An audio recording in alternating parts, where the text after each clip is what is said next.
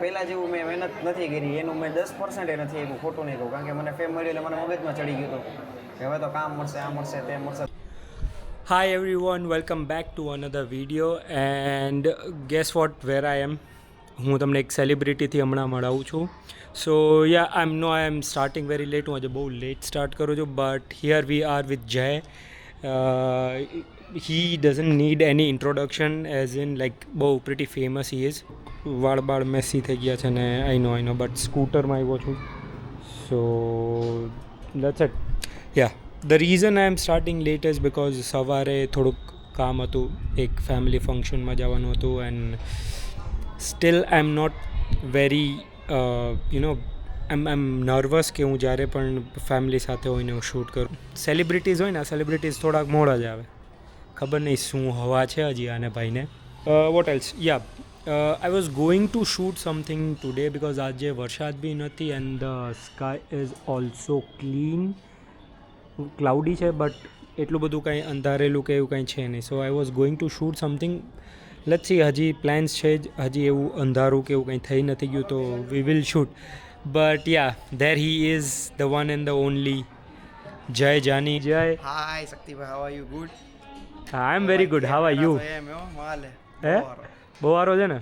Two good. હા, મેં કીધું મને કેવો કન્ફર્મ.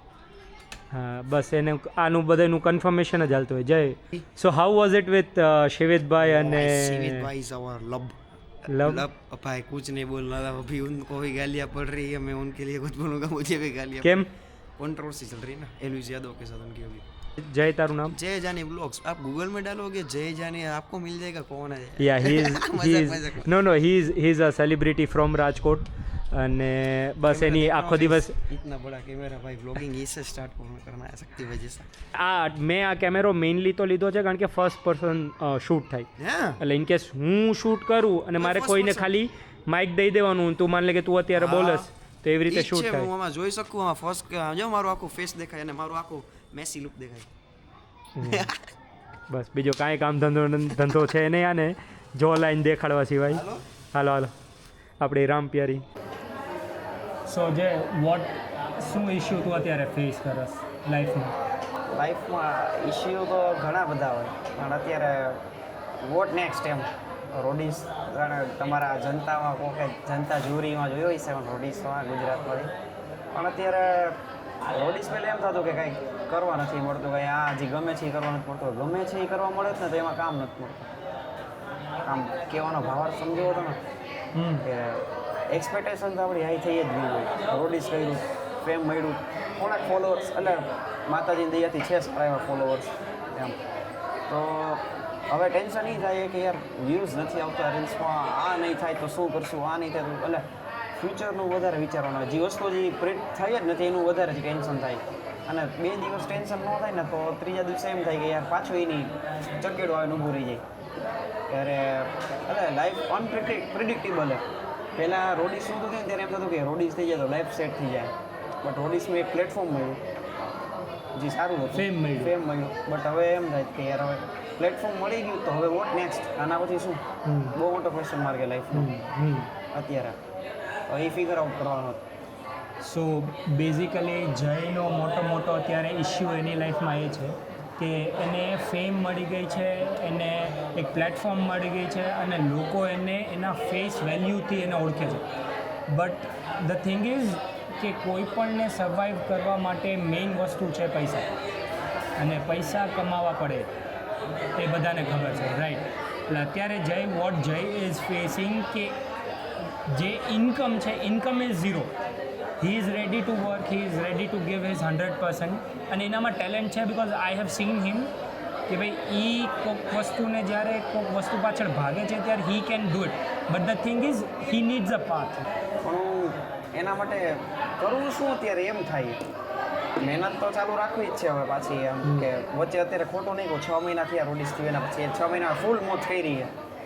આ પહેલાં જેવું મેં મહેનત નથી કરી, એનું મેં 10% નથી આપ્યું, ખોટું નહીં કહું, કારણ કે મને ફેમ મળ્યું એટલે મને મગજમાં ચડી ગયું હતું કે હવે તો કામ મળશે, આ મળશે, તે મળશે. તો 6 મહિના જો આજે એક્ઝિટ 6 મહિના થશે જોવા જઈને તો રોડીસ થયું ને પછી મારો ટેલિકાસ્ટ થયું, બધું સારું, પણ હવે લાઈફ ક્યારે અપ લઈ જાય ને ક્યારે ડાઉન આપી દે ને ખબર નથી પડતું. અત્યારે એટલે કાંઈ ડાઉનફોલ નથી જોવા જઈએ તો, બટ ક્વેશ્ચન માર્ક ઊભો કરી દીધો લાઈફનો બહુ મોટો, કે આપણે હવે કરવું શું યાર, તારે કરવા શું માંગે છે? મને કોઈ પૂછે ને તો મને એમ થાય કે મારે કહેવું શું એને. કોઈ પણ ટાઈપનો તને અત્યારે સોસાયટીયલ પ્રેશર છે, તારા ઘરથી પ્રેશર છે? સોસાયટીની જરાય નથી, મમ્મી ડેડીની નથી. કારણ કે 1% એ મને એવું નથી કહેતા કે તું કંઈક કર. બટ અત્યારે હું 21 યર્સ ઓલ્ડ થઈ ગયો તો મને અંદરથી એવું પ્રેશર આવે છે કે મારે કંઈક કરવું. આજે શક્તિભાઈ તમે જે વાત કરી ની મગજમાં ઉતરી રસ્તામાં, આપણે આ શૂટ નહોતું કર્યું પણ અત્યારે કહી દઉં કે જો આટલું બધું વિચારશી ને આપણે, નો ડાઉટ ફ્યુચરની તમને વરીડ હોવી જોઈએ કે આપણે કરવું છે એનું આપણને ટેન્શન હોવું જોઈએ. બટ એવું ભૂલીને કામ કરશે ને કે જોયું જશે લાઈફમાં આગળ તમારે જે જોતું છે મળી જશે, પણ અત્યારે ફોકસ જે નેક્સ્ટ સ્ટેપ એના ઉપર કરી કે જે કામ કરવા માંગી જેના ઉપર કરી તો એ સારું રહે. એમ જોવા જાય ને તો એ જ આગળ વધે. મેં વિચાર્યું નહોતું કે રોડીસ કરીશ, હું ખાલી એના માટે મહેનત કરતો હતો. મેં ડિસાઇડ નહોતું કર્યું કે આ યર્સે દેવાઈ જઈશ, પણ જ્યારે એનું બહાર નીકળ્યું મગજમાં એટલી ડેડીને કીધું બાય ધ સડન ગયો એવી રીતના. મેં પ્લાન હતું કે જાવું જ ક્યારેક જઈશ એનું ડિસાઇડ નહોતું કર્યું. તો અત્યારે ડિસાઇડ કર્યા વિના ખાલી અત્યારે કોના ઉપર પ્લાન કર્યા રાખી, એના કરતાં યાર કામ કર્યા રાખી પ્લાન કરતાં તો એ વધારે બેટર રહે એમ. સો એ અત્યારે એ ફેઝથી જાય છે, એ ફેઝથી પાસ થ્રુ થાય છે, જે આપણે ઓલમોસ્ટ બધા જ્યારે 20-21 યર્સ હોય અને જસ્ટ બિકોઝ આપણે આપણા ફાધરને એટલા કામ કરતા જોયા હોય એટલે આપણને એમ થાય છે કે આપણે બી કંઈક કરી which can support the family, અને પૈસાની રીતે નહીં બટ એક ખુદનું બી અંદરથી સેટિસ્ફેક્શન થાય કે ભાઈ હું કંઈક કામ કરું છું. સો અત્યારે જઈને એવું થાય છે, so I gave him this suggestion કે ભાઈ તું ઓવરથિંક કર આ વસ્તુનું. એક વસ્તુ કે if you get N opportunity ત્યારે પણ તો એ ઓપોર્ચ્યુનિટી ના મૂકતો. ભલે અત્યારે હી ઇઝ યંગ, એ બહુ બધું ફિગર આઉટ કરશે, એ બહુ બધું આગળ જઈને જોવાનું બી છે, એને બહુ બધી વસ્તુ એને શીખવાની બી છે. બટ ધ બિગેસ્ટ થિંગ કે અગર ઓપોર્ચ્યુનિટી મળે છે તો ઓપોર્ચ્યુનિટી મૂકવાની નથી. સો બાય એની ચાન્સ તને કોઈ પણ એમ કહે છે કે ભાઈ this is the work or that is the work, do not leave it. 100%. See આપણે મિડલ ક્લાસમાંથી આવી, આપણે એવું નથી કે આપણને આપણા બાપાએ ખજાનો વજાનો છે અને ના બિચારા એમના પાસે છે, એમને પોતે મહેનત કરી છે અને આટલું પોતે આગળ આવ્યા છે, રાઈટ. એટલે વસ્તુ એવી છે કે આપણે એ જ વસ્તુ કરવાની છે કે જ્યારે ઓપોર્ચ્યુનિટી આવે કોઈ પણ ટાઈપની, તારી મનપસંદ હોય અને ક્યારેક એવું થાય તારી મનપસંદ ના હોય, steel you have to work, તોય કરી લેવાનું. ત્યારે એ વસ્તુમાં ઊંધું ગાલીને જોઈને એ મૂકી જ દેવાના સપના કે હાલો ભાઈ અત્યારે આ કરવું પડશે તો કરી દે, ત્યારથી એને પીછે હટ ના થતો.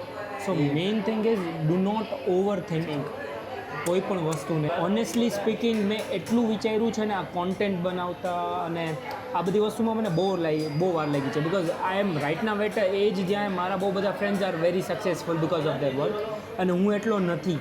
આઈ નો હું મારા ફાધરને મારા બિઝનેસમાં સપોર્ટ કરું છું, એ બધી વસ્તુ અલગ છે, બટ હું એટલો બી સક્સેસફુલ નથી. But I am still trying and I am being very positive કે મને ખબર છે કે ભાઈ મને ઓપોર્ચ્યુનિટી એક આ કોન્ટેન્ટ ક્રિએશન થ્રુ મળી છે, તો આઈ એમ ગોના ગ્રેબ ઇટ અને I am going to show everybody that I can do this.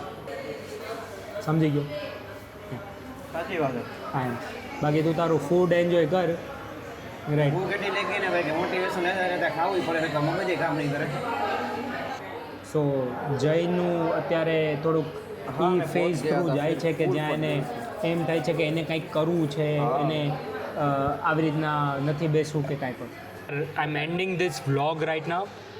આજે જે બી તમે શીખવું હોય, thank you so much for watching my last and my introductory vlog. જે તમે જોયું છે, જે તમે લાઇક્સ કરી છે, જે તમે સબસ્ક્રાઈબ કર્યું છે, જે લોકોએ કમેન્ટ્સ કરી છે, two everybody thank you so much. અને આગળ બી આટલા જ વધારે જ હજી ફન વ્લોગ્સ આવતા રહેશે. So please like, share and subscribe to my channel. Peace out guys. Jai Mataji and good night.